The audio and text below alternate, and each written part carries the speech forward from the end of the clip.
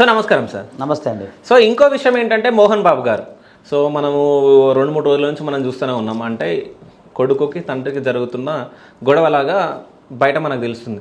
అంటే అది ఆస్తుల గొడవలా లేకుంటే వాళ్ళ కుటుంబ కలహాల ఏంటో మనకు తెలియదు. అవునండి. అంటే దాని గురించి మీరు ఎక్స్ప్లెయిన్ చేసి, తండ్రి ఆస్తిలో అసలు ఎవరెవరికి వాటా ఉంటుంది, అంటే ఆడపిల్లలకి ఇంత వాటా ఉంటుంది, కొడుకులకి అంటే కూతుర్లకి ఇంత వాటా ఉంటుంది, కొడుకులకి ఇంత వాటా ఉంటుంది, అసలు మోహన్ బాబు వల్ల ఇష్యూ ఏమై ఉంటుంది మీరు ఎక్స్ప్లెయిన్ చేయండి.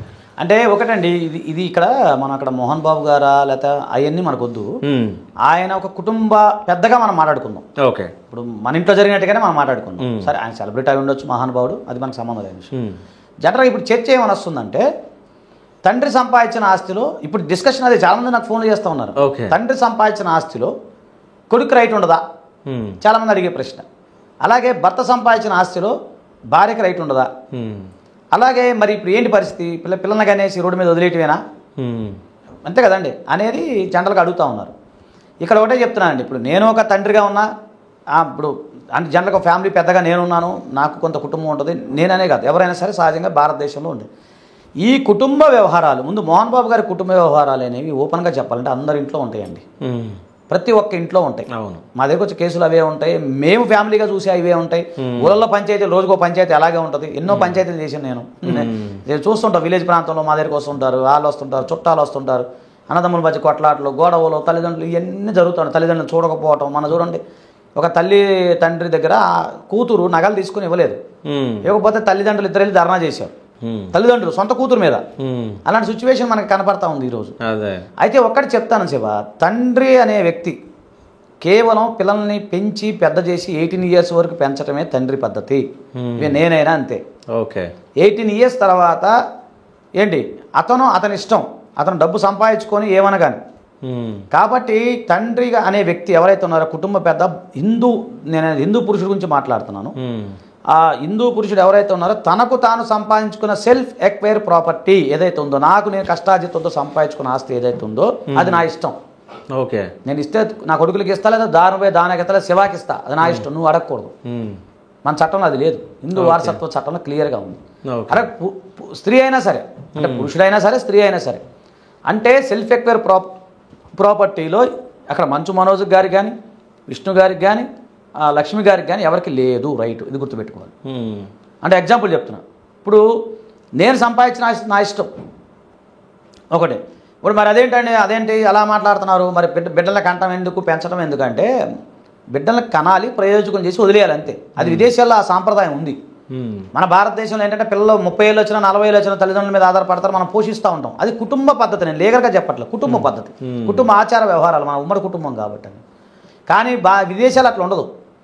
18 years రాగానే అతను బయట పంపించేస్తారు. వాడు ఏమైనా పని చేసుకొని, వాడు ఏదైనా అవనాయి, ఎన్ని సంకలైనా నాకుని మనకు సంబంధం లేదు, వాళ్ళు వదిలేస్తారు అంతే పేరెంట్స్. ఎందుకు అంటే తన కాలమే తను నిలబడాలి. ఇప్పుడు మనం చూస్తాం, వైల్డ్ లైఫ్ సంబంధించిన వీడియోలు చూస్తుంటాం. ఒక జంతువు పెద్ద సింహం కానీ పులి కానీ కొంచెం పెద్ద అయినప్పుడు నెట్టేస్తాయి, జంతువుల్ని బయట నెట్టేస్తాయి, గూడ్లోకి రానివ్వు. మనం అట్లా కాదు, మన హిందూ సాంప్రదాయం కుటుంబ వ్యవస్థ గొప్పది కాబట్టి, మన కుటుంబ వ్యవస్థ గొప్పది కాబట్టి 30 ఏళ్ళు వచ్చినా 40 ఏళ్ళు వచ్చినా 50 ఏళ్ళు వచ్చినా తండ్రులు పోషిస్తూ ఉంటారు. అయ్యో నా రేపు పొద్దున తరతరాలుగా నా పిల్లలకు సంపాదించాలి, నేను నా కొడుకు మంచిగా ఉండాలి, వాళ్ళ కొడుకు మంచిగా ఉండాలని చెప్పి కుటుంబ ప్రేమ అభిమానాలు ఉంటాయి. కానీ లీగల్గా అలా లేదు. ఇప్పుడు ఈరోజు నాకు 10,000 కోట్లు ఉండొచ్చు, 1,00,000 కోట్లు ఉండొచ్చు, నాకు నా ఇష్టం, నేను ఏదైనా దారాదత్తం చేసుకుంటా, మీకు రైట్ లేదు, మీకంటే కొడుక్కి రైట్ లేదు, అలాగే లేదు. ఎప్పుడైతే ఎన్సిస్టర్ ప్రాపర్టీ ఏదైతే ఉందో, అంటే తాత నుంచి వచ్చిన ఆస్తి అయితే వాళ్ళకి రైట్ ఉంటుంది, నాకు రైట్ ఉంటుంది, అలా ఒకటి వస్తుంది. ఇంకొకటి ఏంటంటే, ఒక వీలునామా రాయకుండా ఒక మనిషి కనుక మరణించాడు, హిందూ పురుషుడు కనుక వీలునామా రాయకుండా మరణించినట్లయితే అప్పుడు అందరికీ సమాన హక్కులు వస్తాయి. అంతే తప్ప ఇప్పుడు చాలామంది ప్రశ్న నన్ను అడుగుతుంటారు, సార్ మరి మోహన్ బాబు గారికి పిల్లలు ఉన్నారు కదా, మనవలు ఉన్నారు కదా, మరి వాళ్ళకి ఆ తాత ఆస్తి ఆటోమేటిక్గా వస్తుంది కదా అని అంటున్నారు. అలా రాదు. తాత ఆస్తి ఎప్పుడు వస్తుంది, ఈయన సంబంధించిన తాతలకు సంబంధించిన ఆస్తి అయితే ఆయనకు వస్తుంది. ఇప్పుడు ఇది కష్టార్జితం కదా అయింది, ఇది అంటే కొడుకులకు రాదు, మనవళ్ళకు కూడా రాదు, ఎవరికి రాదు. అదే చెప్పేది నేను, ఎవరికి రాదు. ఈయన కష్టార్జిత ఆస్తి ఈ ప్రపంచంలో ఎవ్వరికి రాదు. నా ఇష్టం, నేనేమైనా చేసుకుంటా. నేను ఎప్పుడైతే వీలునామా ద్వారా రాస్తానో, అంటే నా మనవడికి ఇంత రావాలి, నా కొడుకుకి ఇంత రావాలని ఎప్పుడైతే షేర్లు రాస్తానో, ఆ వీలునామా ప్రకారంగా వాళ్ళకి నా ఆస్తి వాళ్ళకి ట్రాన్స్ఫర్ అవుతుంది. అంతే తప్ప మనవడు ముది మనవడు అంటే కుదరదు. ఒక హిందూ పురుషుడు ఎవరైతే ఉన్నారో, హిందూ పురుషుడు వీలునామా రాయకుండా మరణించాడు అనుకోండి, అప్పుడు ఆయన ఆస్తి అందరికీ సమాన భాగాలుగా వస్తాయి. అలా వస్తే తప్ప చాలా మందికి డౌట్ ఉంటుంది, తాత ఆస్తి ఎప్పుడు తాతల నుంచి వచ్చినప్పుడు వస్తుంది.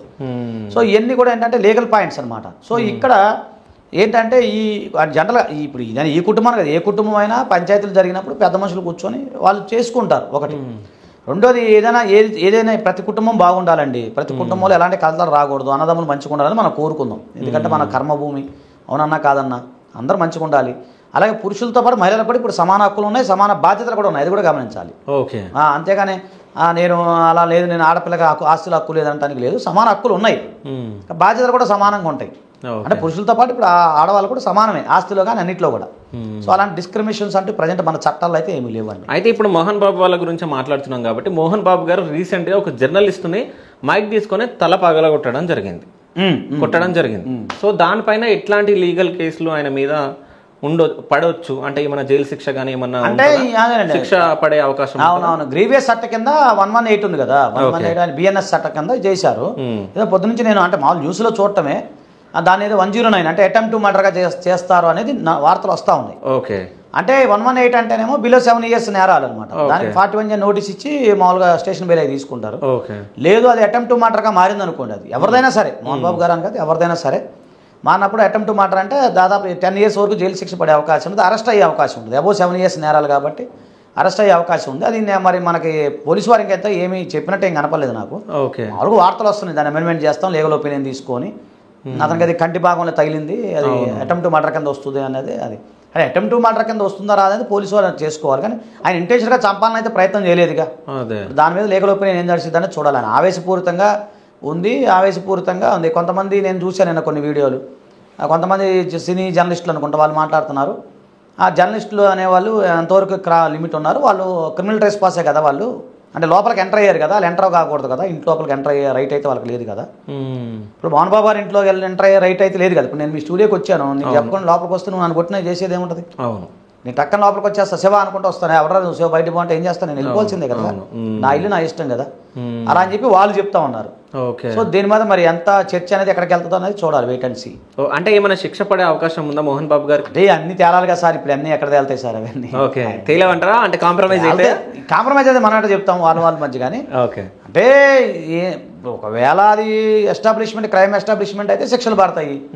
ఇవన్నీ తేలంటే ఇన్వెస్టిగేషన్ జరగాలి, ఛార్జ్ షీట్ ఫైల్ చేయాలి, ఇవన్నీ ఎక్కడ అవుతాయి సార్, టైం పడుతుంది. అవుతాయో లేదు మనకు తెలియని విషయం, భవిష్యత్తు గురించి మనం చెప్పలేం, కానీ ఈ రోజున్న వార్త అయితే ఇది కాబట్టి దాని మీద ఏం ఒపీనియన్ తీసుకుంటారు ఏంటనేది వాళ్ళు చూడాలి. మొత్తానికైతే అలా ఆ సంఘటన జరగడం అనేది కరెక్ట్ కాదు, దాన్ని మాత్రం మామూలుగా అయితే అందరం ఖండించాల్సిందే. ఎందుకంటే భౌతిక దాడులు ఎప్పుడు కూడా పనికిరావు కదా సార్, అది చాలా తప్పు.